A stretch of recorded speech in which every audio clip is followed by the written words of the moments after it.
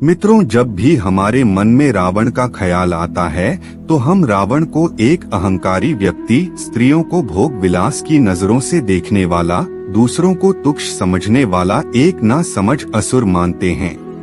लेकिन क्या आप जानते हैं कि रावण एक असली शिव भक्त था, जो अपने परिवार की रक्षा के लिए किसी भी हद तक जा सकता था।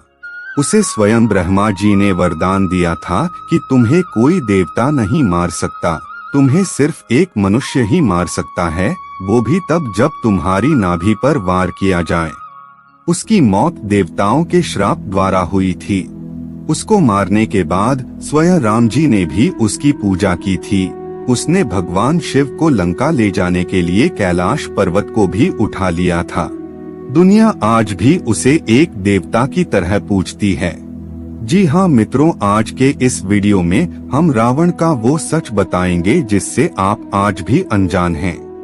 तो नमस्कार मित्रों, स्वागत है आपका आज के इस नए वीडियो पर एक बार फिर। मित्रों, आज रावण को उसके अहंकार और उसके जिद के लिए याद किया जाता है, लेकिन प्राचीन समय में उसको देवताओं के घोर तपस्या के लिए भी जाना जाता था, जिनके आशीर्वाद से ही रावण तीनों लोकों पर अपना कब्जा कर सका। मित्रों, रावण की एक खासियत थी कि वो एक से बढ़कर एक शक्तिशाली योद्धाओं को हराकर उनके साम्राज्य को अपनी मुट्ठी में कर लेता था और उनके कमजोर सैनिकों को मारकर उनके शक्तिशाली योद्धाओं को अपने साम्राज्य का गुलाम बनने पर मजबूर कर देता था। ऐसे ही कई जंगों को जीतकर रावण ने अपने साम्राज्य को बहुत ही शक्तिशाली बना लिया था, लेकिन रावण केवल उसी राजा के साम्राज्य को हथियाता था जिससे उसके साम्राज्य को कोई फायदा हो। जैसे उस साम्राज्य के पास धन दौलत हो, उस साम्राज्य की रानियां व राजकुमारियां सुंदर हो और साथ ही उस साम्राज्य की जमीनें बंजर ना हो। अगर इन बातों के खिलाफ जाकर रावण के सैनिक किसी साम्राज्य पर कब्जा करते थे तो रावण उस साम्राज्य को कतई स्वीकार नहीं करता था। इसके अलावा भी रावण के कई रूप थे। वो एक असुर होने के साथ साथ महाज्ञानी पंडित भी था।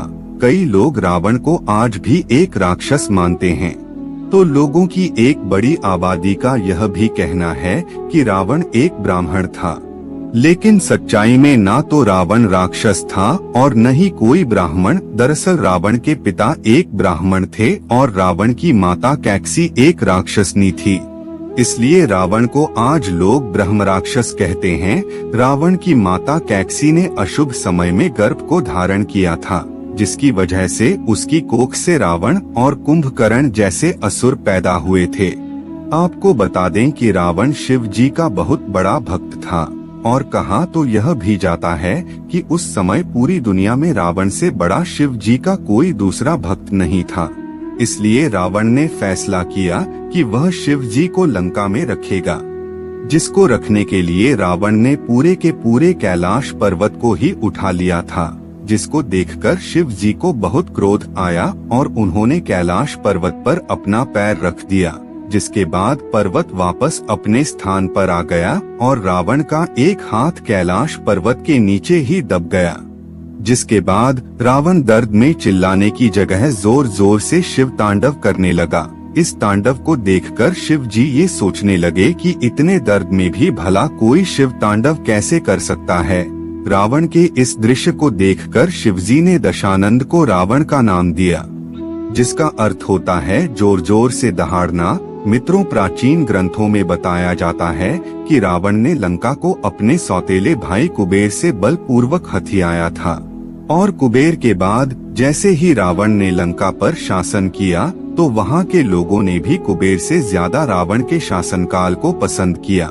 कई लोग तो रावण को आज भी श्रीलंका में भगवान की तरह पूजते हैं। लंका में ही नहीं, अपने भारत में भी कई जगहों पर रावण को जलाया नहीं बल्कि श्री राम की तरह पूजा जाता है। उन्हीं में से एक कानपुर में स्थित कैलाश मंदिर भी है, जो सिर्फ दशहरे के दिन ही खुलता है और जैसे ही रावण को जलाया जाता है उससे पहले ही इस मंदिर को बंद कर दिया जाता है और फिर इसे अगले दशहरे पे ही खोला जाता है। मित्रों, रावण इतना शौर्य ज्ञानी था कि उसके पास सभी प्रकार के शास्त्रों और वेदों का ज्ञान था। उसके 10 मायावी सर उसके अद्भुत शक्ति को दर्शाते थे। उसकी उच्च दर्जे की नीतियाँ उसके साहस को बताती थी। उस समय के जितने भी शक्तिशाली राजा और योद्धा थे, उन सभी से रावण हमेशा आगे रहता था। उस समय किसी भी राजा के पास एक भी विमान नहीं था, लेकिन रावण के पास कई पुष्पक विमान थे।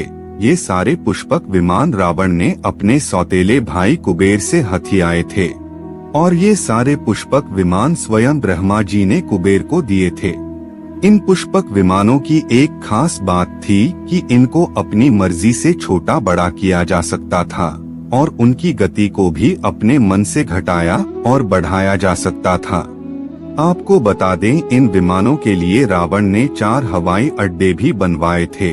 पहला हवाई अड्डा था तो तुपोला कांडा, दूसरा गुरुलु पौथा, तीसरा वरीपोला और चौथा उसान गौड़ा। मित्रों, चौथे हवाई अड्डे उसान गौड़ा को तो हनुमान जी ने लंका दहन के समय जला दिया था। जब हनुमान जी लंका दहन कर रहे थे, तब मेघनाथ ने अपने भाई यानी कि रावण के सबसे छोटे बेटे अक्षय को हनुमान जी से लड़ने के लिए भेज दिया था, और बोला था कि तुम्हें अपने आप को साबित करने का इससे अच्छा मौका नहीं मिलेगा। अक्षय भी हनुमान जी से लड़ने के लिए मैदान में उतर गया, लेकिन रावण को पता था कि अक्षय हनुमान जी को नहीं हरा पाएगा, इसलिए रावण ने उसका वध कर दिया, जिससे रावण बहुत क्रोधित हुआ। हालांकि उसने इस होनी को पहले ही भांप लिया था। मित्रों, रावण का दिमाग इतना तेज था कि अगर वह किसी ग्रंथ या पुस्तक को एक बार पढ़ लेता था तो उसे जिंदगी भर नहीं भूलता था। इसलिए रावण ने अपने जीवन में कई पौराणिक ग्रंथ और किताबें लिखी। इन्हीं किताबों में से एक लाल किताब भी है। इस किताब में रावण के द्वारा जितनी भी बातें लिखी गई हैं, वह सारी बातें आज बिल्कुल सच होती हैं। इस किताब में सामुद्रिक शास्त्र, हस्तरेखा और जन्म कुंडली के बारे में विस्तार से लिखा गया है। आजकल के काला जादू करने वाले बाबा आम लोगों को लूटने के लिए इस किताब का काफी इस्तेमाल करते हैं। मित्रों, रावण जितना बुद्धिमान था उतना ही शक्तिशाली भी था। उसकी ताकत का अंदाजा आप इसी बात से लगा सकते हैं कि जब रावण के बेटे मेघनाथ का जन्म हो रहा था, तब रावण ने सभी ग्रहों को 11वें स्थान पर विराजमान होने का आदेश दिया था। ऐसा करने से रावण का बेटा मेघनाथ अमर हो जाता, पर ऐसा संभव नहीं हो पाया क्योंकि शनिदेव ने अंतिम क्षणों में अपनी चाल बदल ली थी। इसी के चलते क्रोध में आकर रावण ने शनिदेव को अपना बंदी बना लिया था। रावण इतना शक्तिशाली था कि उस समय रावण ने अपने बल और शक्ति से न केवल शनिदेव को बल्कि कई देवों को हराकर उन्हें अपना बंदी बना लिया था, जिसमें शनिदेव और इंद्रदेव जैसे बड़े बड़े देवता शामिल थे। एक मर्तबा तो रावण ने स्वयं यमराज को भी युद्ध के लिए ललकार दिया था। मित्रों, ये तो आप समझ ही गए होंगे कि रावण कितना शक्तिशाली था, लेकिन इसके बावजूद भी रावण अमर होना चाहता था, और अमर होने के बाद वह पूरी दुनिया पर राज करने के साथ पूरे ब्रह्मांड में सिर्फ राक्षस राज फैलाना चाहता था। अमर होने के लिए रावण ने ब्रह्मा जी की घोर तपस्या की थी। रावण कई वर्षों तक इस तपस्या में लीन रहा था, जिसके बाद रावण की तपस्या को देखते हुए ब्रह्मा जी भी प्रसन्न हो गए।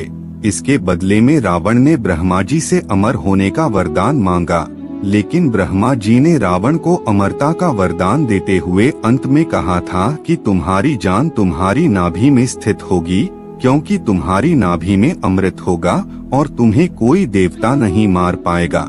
इसी वजह से जब श्री राम और रावण का युद्ध हुआ तो शुरू में रावण श्री राम और उनकी सेना पर भारी पड़ रहा था, जिसको देखकर रावण के छोटे भाई विभीषण ने रावण की नाभि में अमृत वाली बात राम को बता दी थी, जिसके बाद ही श्री राम के हाथों रावण की मृत्यु संभव हो पाई थी। मित्रों, कई पौराणिक कथाओं में यह बताया गया है कि रावण को पता था कि उसका वध विष्णु के एक अवतार के हाथों होगा, तभी जाकर उसे मोक्ष की प्राप्ति होगी। ऐसा इसलिए था क्योंकि हिंदुओं के कई ग्रंथों में ये साफ साफ लिखा हुआ है कि पहले के समय में रावण और कुंभकर्ण विष्णु भगवान के पहरेदार हुआ करते थे, जिनके नाम थे जाया और विजाया। विष्णु भगवान जी से जुड़े होने के कारण उन दोनों के अंदर अहंकार कूट कूट कर भरने लगा था। एक दिन कुछ ऋषि विष्णु जी से मिलने आए और इन दोनों ने उन ऋषियों को डराकर भगा दिया। यह देखकर उन ऋषियों को बहुत क्रोध आया और उन ऋषियों ने श्राप देते हुए कहा कि अब तुम विष्णु जी से जुड़े नहीं रहोगे। ऐसा देख वो दोनों ऋषियों से माफी मांगने लगे। फिर अंत में ऋषियों ने कहा कि तुम दोनों अगले जन्म में विष्णु के अवतार के दुश्मन बनोगे। और जैसे ही उनका अगला जन्म हुआ तो वह रावण और कुंभकर्ण बनकर पैदा हुए। तभी वो उस जन्म में विष्णु जी के अवतार श्री राम के दुश्मन बने थे। युद्ध में जब श्री राम जी की सेना रावण के मायावी सेना पर भारी पड़ने लगी थी, तब रावण घबराने लगा था और उसे अपनी हार सामने दिखने लगी थी। तभी रावण ने सोचा कि वो कभी युद्ध में न हारने वाला यज्ञ करेगा और उस यज्ञ को पूरा करने के लिए उसे एक ही जगह पर बैठकर यह यज्ञ पूरा करना था और तब तक अपनी जगह से नहीं हटना था जब तक कि यह यज्ञ पूरा नहीं हो जाता। ये सब जानकर रावण ने अपना यज्ञ शुरू कर दिया और इस यज्ञ के बारे में जैसे ही श्री राम को पता चला तो श्री राम ने उस यज्ञ को भंग करने के लिए अपनी बानर सेना भेजी, लेकिन राम जी की बानर सेना भी रावण को अपनी यज्ञ से नहीं हटा पाई। ऐसा देख बाली पुत्र अंगद ने रावण की पत्नी मंदोदरी को बंदी बना लिया, लेकिन इसके बाद भी रावण उस यज्ञ से टस से मस नहीं हुआ। फिर मंदोदरी ने रावण से कहा कि राम अपनी पत्नी सीता को बचाने के लिए इतना बड़ा युद्ध लड़ रहे हैं और आप अपनी पत्नी को बचाने के लिए अपनी जगह से हिल भी नहीं सकते। यह सुनकर रावण उस यज्ञ से उठ गया जिस यज्ञ से वो न केवल श्री राम को बल्कि हनुमान, अंगद और किष्किंधा से आई सुग्रीव की पूरी सेना को पराजित कर देता। लेकिन ऐसा संभव नहीं हो पाया और युद्ध के अंत में रावण और रावण का पूरा साम्राज्य श्री राम के हाथों खत्म हो गया और श्री राम ने इस युद्ध में विजय पाई। तो मित्रों, यह थी रावण से जुड़ी कुछ बातें जिनको जानने की रुचि आज भी कई लोगों के दिलों में है। फिलहाल आज के लिए बस इतना ही। अब हमें इजाजत दें और वीडियो को अंत तक देखने के लिए आपका बहुत बहुत शुक्रिया।